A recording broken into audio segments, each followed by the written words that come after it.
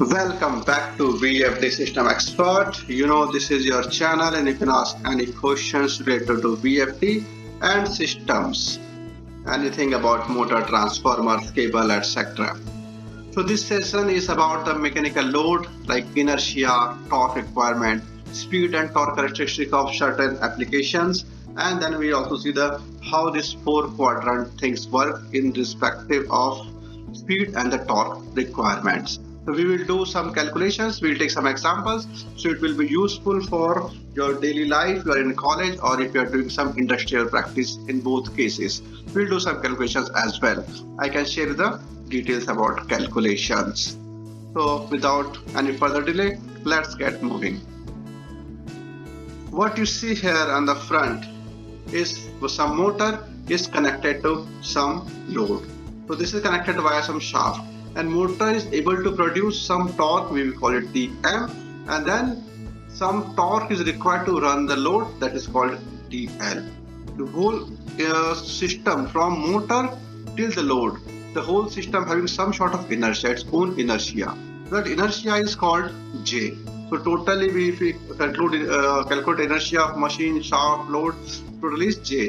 And when we have to find out the J, total moment of inertia, J is nothing but that, what we say that TL is total load or total torque demand of the load plus inertia of these things get moving by rate of change of time.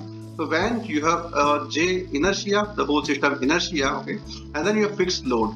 So this is the whole, suppose the torque requirement is TL for the load and its moment of inertia is J, and to move that inertia with respect of some speed and some time, like let's say 10 rpm per second, and then inertia J is 100. So 100 kilogram square load inertia you have to move to its rate of speed is 10 rpm per second, and then that load requirement for that is, let's say, 150. What you get value is the motor torque. So the torque, how, why it is important for us to know, to find out the motor torque, how much torque motor need to produce in case of a inertia is given. Inertia is given and load torque is given.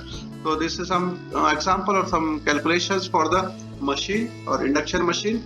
The important here is when things are get moving, what we found it here, the motor torque is in the considering the J or inertia is a fixed value, it is not moving or it is not varying, but what can move with the speed.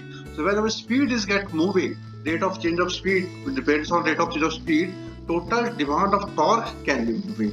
Same way, if inertia is moving along with the time, some application we will see the inertia will move as per the time. So in that case again the torque demand will change, it will not be exactly same like a original one. So this equation will be useful in the next few calculations. Before we get to the calculation, I'll quickly show you the speed torque relations and four quadrant operation.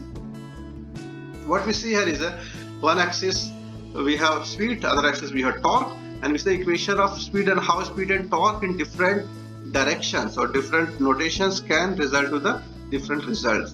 The very first what we see here is, you see the red dotted one we consider as a stator flux or stator magnetic field, and the arrow mark is a rotor, and again the big arrow inside the circle is a torque. So in this case speed is the positive direction or you can say anti-clockwise, and torque is following the speed of the rotor. So power is multiplication of your speed and the torque. If your speed is positive, torque is positive, then definitely power is positive.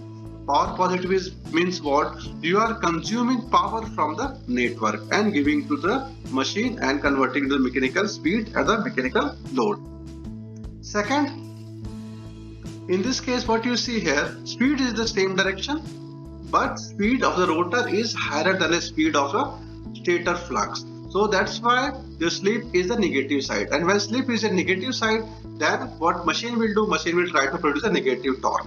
So negative, you can see the torque is in the reverse direction. So in this case your power will be less than 0 or power is negative. So this is the kind of a braking. Braking means you are not fitting the motor, but you are taking from the motor to the grid. So either we call it regeneration or a braking. Similar way, if you see the third quadrant or the third area here now everything is in the reverse. Here everything is a clockwise. In this everything was anti-clockwise. So this will do exactly same function what we do it here, but here our speed is less than 0 or reverse, torque is reverse, they both are reverse, then your power is on the consuming side, the power is greater than 0. And when you the fourth quadrant is very much same like a second quadrant.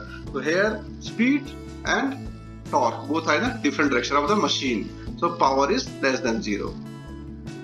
So I will give you some more examples. I will take a hoist example so it will be clear for you.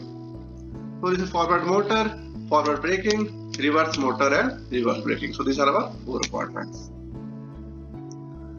So this is the hoist example. What you see here is the cage and this is the counter weight.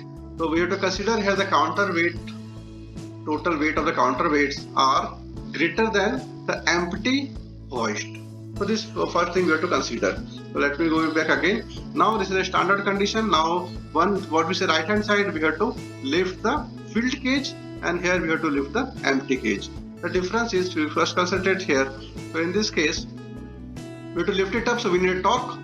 So here again the speed is greater than 0, torque is greater than 0, and since we have to lift we need power greater than 0. Correct? So we can see both are in the same direction.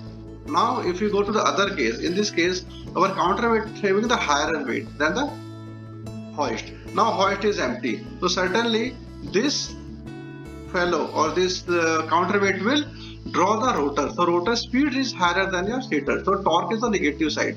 So here we are getting the power back. So we can either we have to break it or we have to regenerate to the grid. Now we go to other two other options. Here we have to lift down the empty and here we have to lift down the heavy one. So in this, when we lift down the empty one, so in this case now here the torque is coming from this side. So here we have to, why we have to consider the power even though this is the empty, we have to lift it down because this fellow we have to lift it up, this fellow, and that's why we have the top power is greater than 0. Now here we have the speed is reverse, torque is reverse, both are in the reverse direction, but counterweight is lifting up, that's why our total demand of power is increased and we have to feed the power to the machine. In this case, let me go back again. Now in this case we have to drop down the field one or the full package. So when you drop down, so now here the rotor speed, this can draw the rotor faster and that's why torque in the reverse direction. So we can really feed back to the grid or the braking. So hope it is clear to you. Next we will see some once again this is the same what we see the first presentation or first slide. So again we see the gear. Now the purpose of gears are here a bit different. So in the mechanical system or the mechanics, normally machines are coupled with some gearboxes. So in this gearboxes, when we have gearbox and we have to calculate the inertia. So what we, let's suppose this inertia is J1 of the load one and this is J2. So total inertia is J2 and then based on the gear ratio. So we multiply to the gear ratio. And the torque requirement is also T1 is nothing but T1 and this is divided by the efficiency of the gearbox and multiply by again the gearbox ratio. So gearbox ratio is very important parameter. Everything depends on either on the gearbox ratio or efficiency of the gearbox.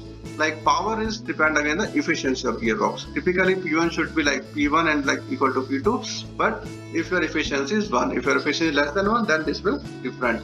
And torque dynamics equation are again same what we have seen in the initial. Let me give you some example.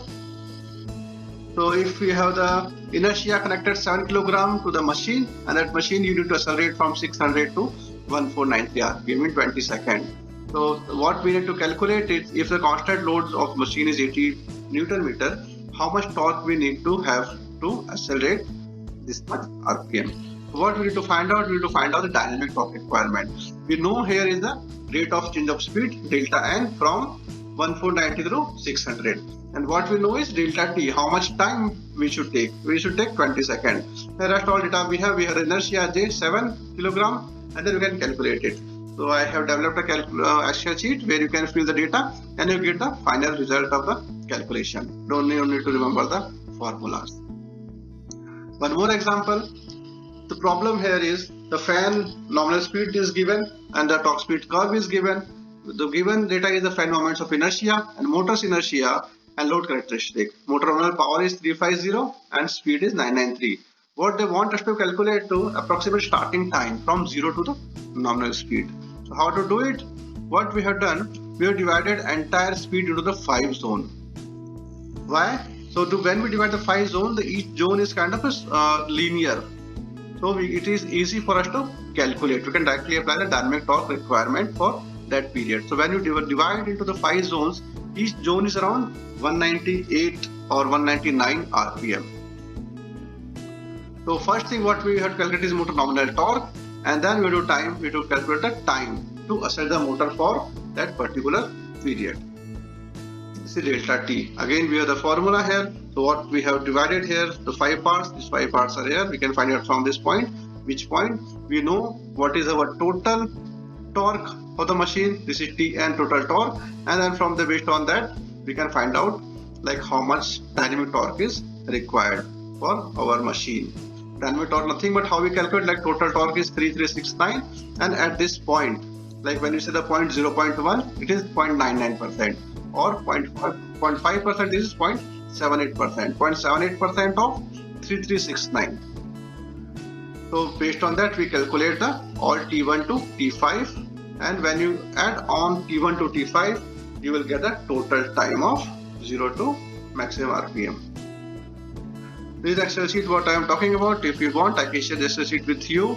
So put your email ID in comment box if you want to have this Excel sheet. This example what we are discussing.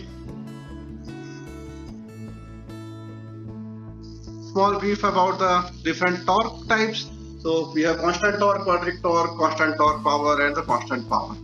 These are different applications. So I'm not going in brief in this session about these normal examples. So conveyors or the fans where the torque demand is increasing with the not increasing with the speed. So torque is constant from initially. So like conveyor always has the same load irrespective of the speed. Same torque is required. The centrifugal pump and compressor, the flow of water, flow of air is in the quadratic proportional.